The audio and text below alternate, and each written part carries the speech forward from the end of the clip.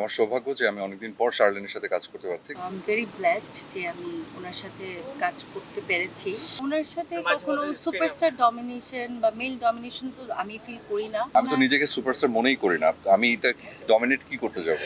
আমি সবসময় ফিল করি যে ওনার সাথে কাজ করলে আমার জনপ্রিয়তাটা নিশ্চিত হয়। যেটার মধ্যে প্রশংসা জড়িত, আমাকে দূরে রেখে যদি করা হয় আমার জন্য ভালো। নীলপরীর মাধ্যমে জুটি হিসেবে আমরা অনেকদিন পর আপনাদেরকে আবার একসঙ্গে পাচ্ছি। যদিও গোলাম মামুনে আমরা পেয়েছিলাম, হয়তো একসঙ্গে জুটি হিসেবে পাইনি।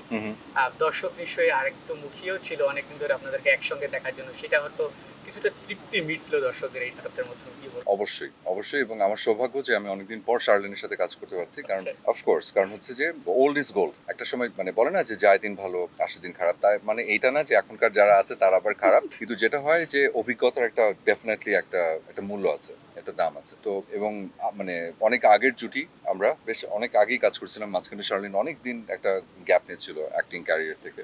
ও এসছে এবং ওর অরাটা আবার এখানে দেখাচ্ছে, সেই ম্যাজিকটা আবার দেখাচ্ছে। তো আমার খুব ভালো লাগছে এবং হয় না যে এক ধরনের একটা কেমিস্ট্রি তো আগেই বিল্ড আপ করা, তো আমার জন্য অনেক ইজিয়ার হয় নতুন কারোর সাথে কাজ করার থেকে। আমি যখন আমার পুরনো সহশিল্পীদের সাথে কাজ করি, তার আনন্দটা আসলে অন্যরকম। আপুর কাছে একটু দেখতে যেতে চাই। আপু একটু লজ্জাও পাচ্ছিল যখন অপুর ভাই কথাটা বলছিল। আসলে ও বিনয়ী, অনেক স্বাভাবিকভাবে লজ্জায় পায়।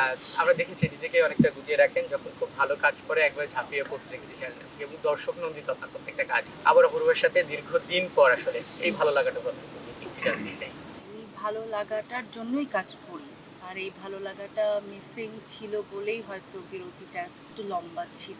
তো আই এম ভেরি ব্লেসড যে আমি ওনার সাথে কাজ করতে পেরেছি এতদিন পর। না, আই মিন ইট। কারণ আমি সবসময় ফিল করি যে ওনার সাথে কাজ করলে আমার জনপ্রিয়তাটা নিশ্চিত হয়। আচ্ছা, সব থেকে ভালো হয় কি মানে যখন মানে এই ধরনের কোয়েশ্চেন গুলো করে যেটার মধ্যে প্রশংসা জড়িত। ৪৫ বছর ধরে কোটি মানুষের আস্থায় পাইপের বস আরএফএল পাইপ। আমাকে দূরে রেখে যদি করা হয় আমার জন্য ভালো, কারণ আমার এগুলো শুনতে আমার খুব লাগে। But আমি চাই উনি শুনুক, কারণ মানে বেশিরভাগ কাজে কি হয়, আমাদেরকে চিন্তা করতে হয় যে আমাকে কতখানি দেখা যাচ্ছে, আমার কাজটা ঠিক মতো হচ্ছে কি না। আর অপূর্ব তো একটা সুপারস্টার, তার একটা অন্যরকম মানে বৃহৎ একটা ক্যানভাস। তো ওইখানে সবাই আসলে মজে যায়, কিন্তু অপূর্ব ভাই না বের করে যে না, শার্লিনের এটা মনে হয় আরেকটু ভালোভাবে নেওয়া দরকার। এটা কোস্টারের কাজ।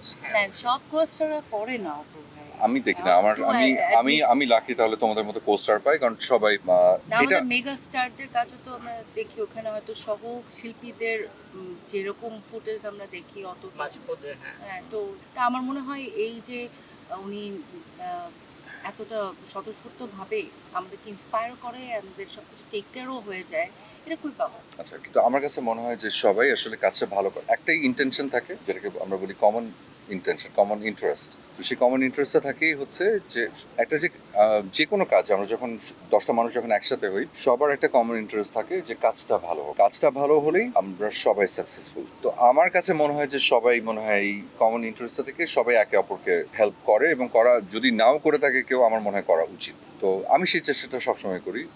আমি জানি না যে ও কেন বলছে যে অন্য না, কেউ। মানে ওনার সাথে কখনো সুপারস্টার ডমিনেশন বা মেল ডমিনেশন তো আমি ফিল করি না, বরং আমার আমি তো নিজেকে সুপারস্টার মনেই করি না। আমি এটা ডমিনেট কি করতে যাবো?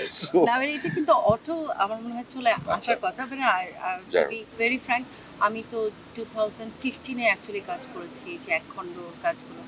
আর খুব অল্প সময়ের মধ্যে জনপ্রিয়তা পাওয়ার একটা বড় কারণ হচ্ছে যে ওনার সাথে জুটি করা। তো এটার ক্রেডেনশিয়াল তো আমি দিবই। Thank you, I am honoured, thank you.